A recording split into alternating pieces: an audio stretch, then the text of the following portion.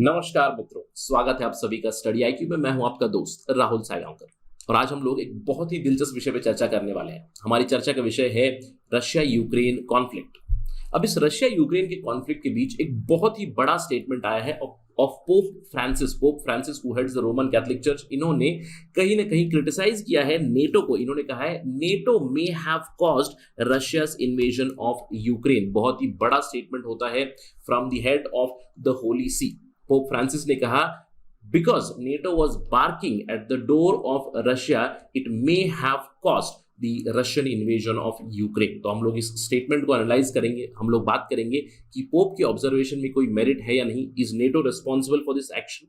साथ ही साथ हम लोग ये भी चर्चा करेंगे कि पोप फ्रांसिस ने क्या ऑफर किया, शांति के लिए इन्होंने क्या ऑफर किया, उसके बारे में हम लोग चर्चा करेंगे।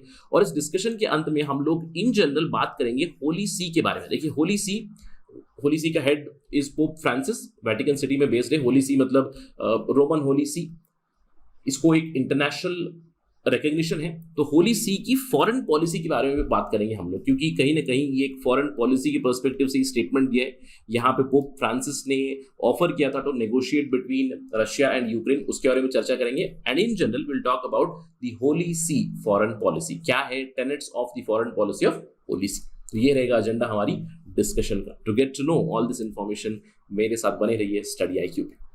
और अगर आप तैयारी कर रहे हैं कॉम्पिटिटिव एग्जाम्स की, then do visit our website studiiq.com। You can also download our app from Google Play Store, जहां पे आपको हमारे कोर्सेज के बारे में सारी जानकारी मिल जाएगी।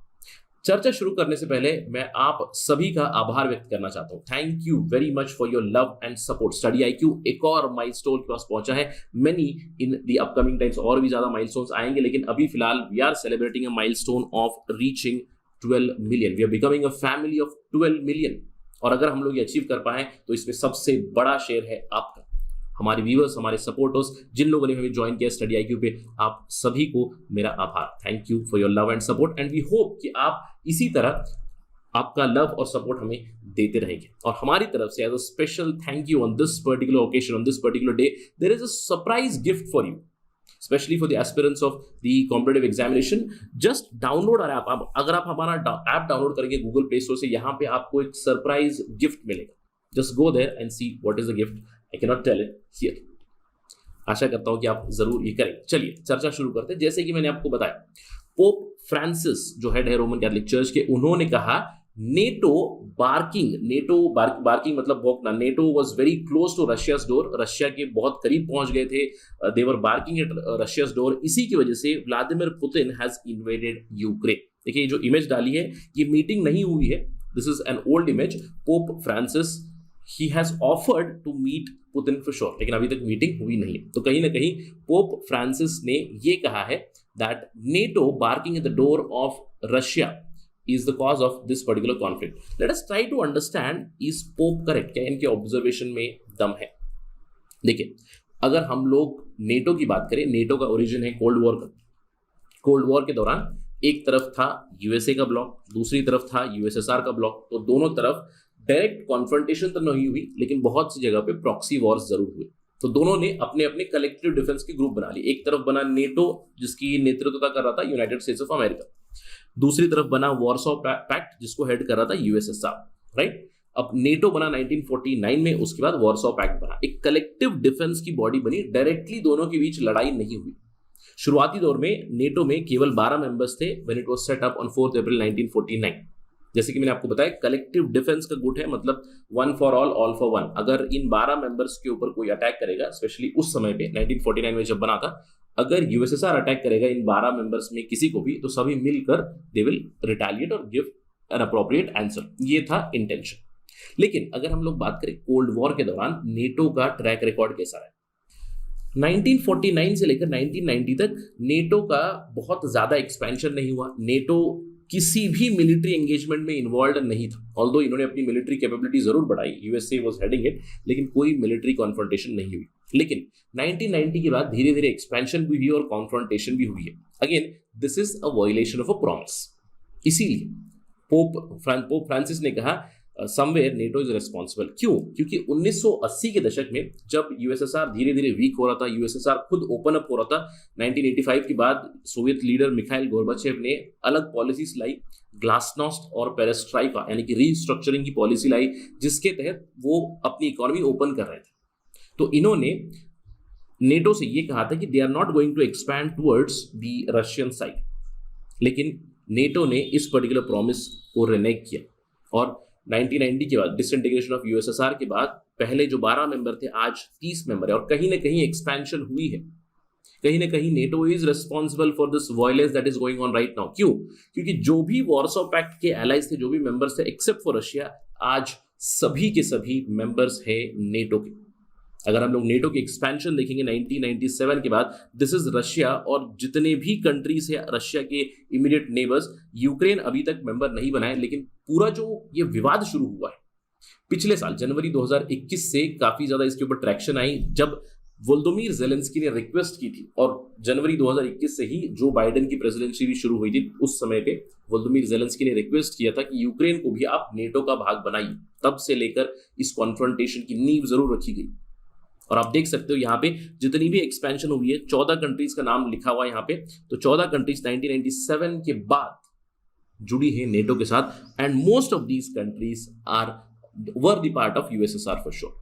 और इसी के चलते पोप फ्रांसिस ने कहा that NATO's presence very close to Russia, very close to Moscow, अगर ये नहीं कहेंगे प्रोवोक किया, हम लोग ये तो कह सकते हैं उन्होंने परहैप्स उसको फैसिलिटेट जरूर किया हुआ है। तो कहीं ना कहीं ये जो युद्ध चल रहा है उसमें नेटो की बहुत बड़ी भागीदारी है, ये कहा पोप फ्रांसिस ने। इनफैक्ट जो वॉर चल रहा है उसे भी उन्होंने क्रिटिसाइज किया, बिल्कुल पोप फ्रांसिस ने कंडेम किया। जो ब्रूटैलिटी हो रही है, जो लड़ाई चल रही है अभी रशिया और यूक्रेन के बीच, उसे उन्होंने कंपेयर कर दिया रवांडन जेनोसाइड के साथ। रवांडा में जेनोसाइड हुआ था टुत्सी कम्युनिटी का, जहां पे लाखों टुत्सी कम्युनिटी के लोगों को मार गिराया था दूसरी कम्युनिटी ने। उस रवांडन जेनोसाइड से इन्होंने उसको कंपेयर किया और इस ब्रूटैलिटी को रोकने के लिए इन्होंने रिक्वेस्ट की। इसके अलावा पोप फ्रांसिस ने एक ऑफर भी दिया, होली सी ने एक ऑफर दिया। इन्होंने कहा कि Holy See has been asking since mid March for a meeting with Putin, यानी कि पोप फ्रांसिस मिलना चाहते हैं पुतिन के साथ, लेकिन अभी तक क्रेमलिन की तरफ से कोई रिप्लाई नहीं आया या फिर कोई टाइम अलोकेट नहीं हुआ है for this particular meeting. In fact pope Francis ने कहा कि मैं पुतिन के साथ मिलूंगा मॉस्को में ही, लेकिन कोई अभी तक रिप्लाई नहीं पहुंचा है टू दी होली सी और टू द पोप। जब पोप से पूछा गया कि वो कीव में वोलोदिमीर ज़ेलेंस्की से मिलेंगे, तो पोप फ्रांसिस ने कहा नहीं, I have to first go to Moscow and first I have to meet Putin, तभी ये लड़ाई रुक सकती है। इसके अलावा पोप फ्रांसिस ने क्रिटिसाइज किया पेट्रियार्क किरिल को। पेट्रियार्क किरिल जो हेड है रशियन ऑर्थोडॉक्स चर्च के, इन्होंने उनको क्रिटिसाइज किया। इन्होंने कहा कि आप व्लादिमीर पुतिन का समर्थन मत कीजिए, वॉर को जस्टिफाई मत कीजिए, do not simply become Putin's altar boy, ये कहा पेट्रियार्क किरिल को। तो यहाँ पे कहीं ना कहीं पोप ने ऑफर की some sort of mediatorship to stop the war, right. ये होगा कि नहीं होगा ये तो आने वाला समय बताएगा। क्या पोप बहुत बड़ा रोल प्ले करेंगे in negotiating a truce between Russia and Ukraine, ये तो आने वाला समय ही बताएगा। लेकिन ये क्लियर कट एक चीज दर्शाता है, Pope Francis who is the head of Holy See या फिर द रोमन सी, जिसका सेंटर है वेटिकन सिटी, ये भी डिप्लोमेटिकली काफी एक्टिव है। अब हम लोग बात करते हैं होली सी और उनकी फॉरेन पॉलिसी की बात। क्या रही है उनकी फॉरेन पॉलिसी, क्या उन्होंने पहले भी मीडिएटरशिप की हुई है, किन किन डोमेन में वो ज्यादा एक्टिव रहे, इसके बारे में हम लोग चर्चा करते हैं। सबसे पहली चीज आपको ये जानिए, होली सी लंबे अरसे से रिकॉग्नाइज हुआ है एक इंटरनेशनल प्लेयर बनके। इनफैक्ट मैं कहूंगा मिडिवल दौर में भी होली सी काफी प्रोमिनेंट था, तब से ही होली सी की आइडेंटिटी है, तब तो काफी पावरफुल थे वो। लेकिन इन द मॉडर्न एरा उन्हें एक इंटरनेशनल रिलेशंस का पार्टिसिपेंट जरूर माना गया, क्योंकि उनका भी हेडक्वार्टर है, वेटिकन सिटी उनका हेडक्वार्टर है। इनफैक्ट उनकी जो डिप्लोमेटिक रिलेशंस होती है, उनका खुद का सेक्रेटेरिएट है, there secretariat is in Vatican city. उनकी जो भी डिप्लोमेटिक रिलेशंस, जो भी डिप्लोमेटिक कम्युनिके होती है, it happens through secretariat of state, through the section for relations with the states from the Vatican city. इसके अलावा वेटिकन के उनके खुद के वेटिकन डिप्लोमेट कॉर है, यानी कि उनके जो बिशप्स है, फादर है, वो वही लोग एम्बेसडर बन के जाते हैं। इनफैक्ट वेटिकन सिटी में 80 से भी ज्यादा मिशन है दूसरे देशों के, और साथ ही साथ जो भी वेटिकन के डिप्लोमेट्स होते हैं, they do enjoy diplomatic immunity under the Vienna convention on diplomats. इसके अलावा अगर हम लोग होली सी की फॉरेन पॉलिसी की बात करें, इनकी फॉरेन पॉलिसी की टेनेट्स क्या है, क्या ये बहुत बड़ा रोल प्ले कर चुके हैं इन दी इंटरनेशनल पॉलिटिक्स? नॉट रियली, क्योंकि देखिए होली सी है यानी कि एक रिलीजियस कॉनोटेशन जरूर है, और जब से हम लोग सेक्युलरिज्म की बात करते हैं तो religion has become I would say subordinate to state, यानी कि नेशनल इंटरेस्ट प्राइम हो चुका है, religion has taken a back step for sure. लेकिन होली सी की फॉरेन पॉलिसी है क्या? होली सी की फॉरेन पॉलिसी कही जाती है it's a mixture of idealism and realism. अब आइडियलिज्म तो होनी चाहिए क्योंकि क्रिश्चियन वर्ल्ड को रिप्रेजेंट करते हैं head of the Christian world pope Francis, तो आइडियलिज्म तो रहेगी रहेगी। इसके अलावा रियलिज्म भी बताया जाता है, बहुत सारे फॉरेन पॉलिसी एक्सपर्ट जो है वो कहते हैं we can clearly see realism in the foreign policy of Holy See, specially with respect to evolution. अगर हम लोग बात करें धीरे धीरे, पहले जो कट्टरपंथी आइडियाज थी ऑफ दी होली सी धीरे धीरे वो बदल रही। अब मैं प्राइम एग्जांपल इसका दे सकता हूं with respect to the rights of LGBTQ community.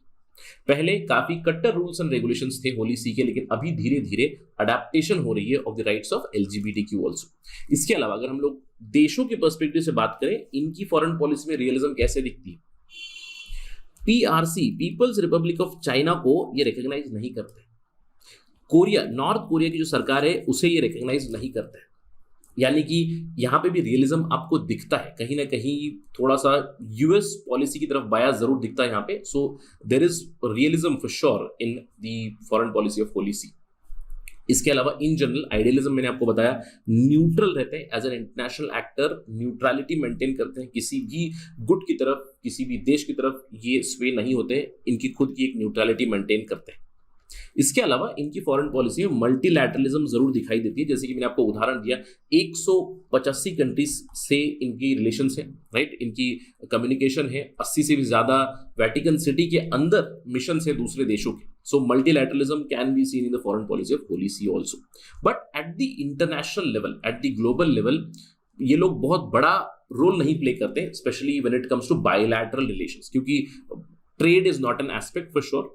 इसीलिए बहुत हद तक आइडियलिस्टिक चीजों पे ये लोग काम करते हैं, जैसे कि इश्यूज, ग्लोबल इश्यूज जैसे ह्यूमन राइट्स को प्रमोट करना। ह्यूमन राइट्स के चलते होली सी इंटरवीन्स, होली सी बहुत सारे स्टेटमेंट्स देते हैं, न्यूक्लियर डिसआर्मामेंट की बात हो जाए या फिर राइट टू लाइफ की बात हो जाए, यहाँ पे तो काफी प्रोमिनेंट है, स्पेशली क्रिश्चियन कंट्रीज में जो उनके रूल्स एंड रेगुलेशंस बताते हैं, जैसे civil rules. For example, life कब से शुरू होती है?